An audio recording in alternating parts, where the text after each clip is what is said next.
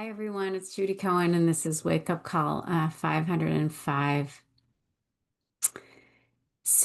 Here we are. We've explored the first, second, and third noble truth, and we're looking down the path at the fourth noble truth. So the fourth noble truth is the truth of the path to the end of suffering, or that there's a path to the end of suffering, or you can say a path to freedom or a path to liberation. Um,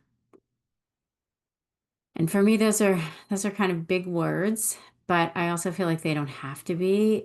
So I like to think of the path as the path that I want to be walking every day, every each moment. Not that I do, not that I can.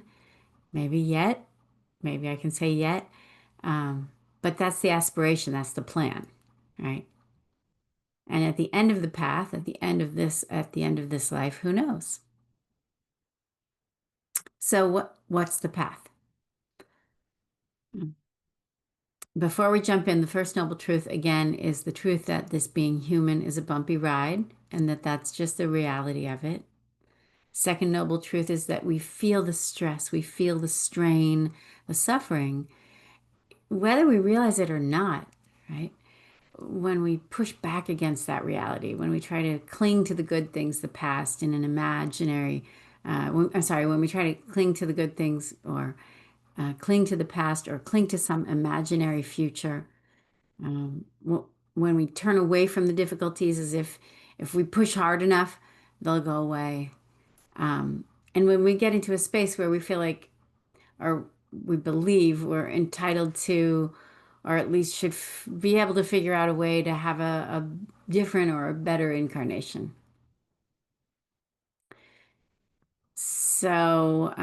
Then the third noble truth, the truth that when we can remember to let go of all the clinging and pushing and magical thinking, we're okay. There's still pain, but there's not so much suffering, or there's none. I have a friend in my office right now, a fly. And instead, there's ease, there's peace, there's it's right there. It's just waiting for us to let go into, is a way of thinking about it, even in the midst of whatever storms we're weathering right now. And so it follows that the path, or the eightfold path, as it's called, which is I don't know, I kind of like to think of it as the substance of the fourth noble truth, right? This is the eightfold path, is a roadmap of how to do the third noble truth, how to live a life that isn't without the storms, same difficulties we're already encountering, but isn't so hard. Or best case scenario, most dedicated practice scenario isn't difficult at all. So, in a way, I see the first, second, and third noble truths as kind of deep personal development. And the fourth noble truth, the path and how to walk it, is also hugely personal. I mean, in my experience, there's something to learn in each moment on the path. And if I'm learning it, or even if I'm learning some of it, I'm learning about myself. But in a frame where there's the personal, the interpersonal, and the systemic, then the fourth noble truth, the truth of the path to liberation from suffering, is also about working at interpersonal and systemic levels. And I'll say more about that as we dive deeper into the path, which will be over the course of a few weeks of wake up calls or maybe through the end of the year. So what's the path? This eightfold path, which by the way, it's actually called the Noble Eightfold Path. And I think that's because it's so ennobling to walk it, meaning it just feels like, yes, finally, a set of instructions which, when I follow them, I feel aligned. I feel connected.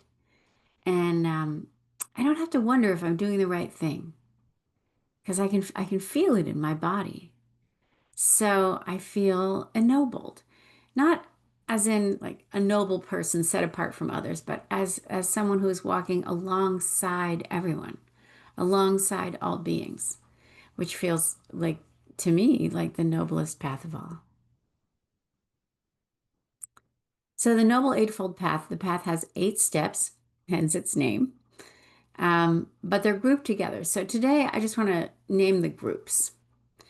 And one group, which we could call the first group, is the group of steps that's all about settling down and training the mind. So it's about being able to find stillness and focus and then choose skillful states of mind, aka love, right? No matter the circumstances or what's happening internally. This group of steps is called the steps of samadhi, which literally means intense concentration. But for our purposes, let's call it the steps on the path of stillness, focus, and love. So, and then these 8 steps aren't sequential. So, for example, no matter how interested I am in or how diligently I'm practicing Oops. with one step or another, um, I'm also practicing with the Yes, I'm steps. trying to there. Okay, I was trying to stop what was in my ear. Um, Hold I on. don't know. It's always bad. Weather is bad for Goldsboro, but right now it's really nice. You know. How about you folks? Hey, whoever is here, Oh, I'm it gonna didn't I'm gonna stop. mute everybody. Okay, there we go. Not sure who that was, but now everybody's muted. Okay, back to where were we? Where were we? I'm looking on my notes. Okay, so not sequential, right? So there's 8 steps and they're not sequential. I would still say that I feel like the samadhi steps are in some way necessary or foundational to the rest of the steps on the path. Um, And I think that's because within the samadhi steps, in my way of sort of conceptualizing all this, lie the trainings of mindfulness, of concentration, of loving kindness, of compassion, of patience, of generosity, of peace. And all of those are part of the other steps too. But in the samadhi steps, we are training in these qualities, right? Which makes them available to us and we need them as we walk the rest of the steps. So that's how I'm thinking about it right now.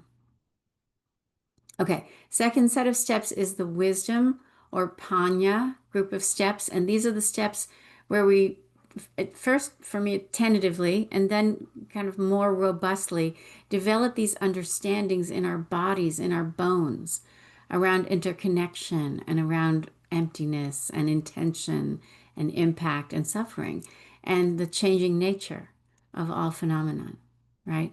So if you've done some of this work, um, you know how good it feels to begin to understand these things as it's kind of unfathomable and also immutable laws of existence, right? Kind of a both and how good it feels. And for me, anyway, how much of a relief it is to understand and continue to develop my understanding so that it's more natural to stand with and stand beside all of the other beings on our small blue planet. So that's the Panya group. And then the third group is the ethical steps or the steps of Sila, right? And these steps are personal, but also by definition, they're interpersonal in that they come into play whenever we're in relationship with anyone or any being in any moment, right? And so, in some ways, in fact, it feels like it's only in relationship to others and to our communities and to the world that we can explore and truly develop Sila on the path. Okay, so that's an outline, that's a frame for the Noble Eightfold Path, and then we'll just keep unpacking it. So this is nice. I'm usually talking over time, but now I'm going to stop talking a few seconds before.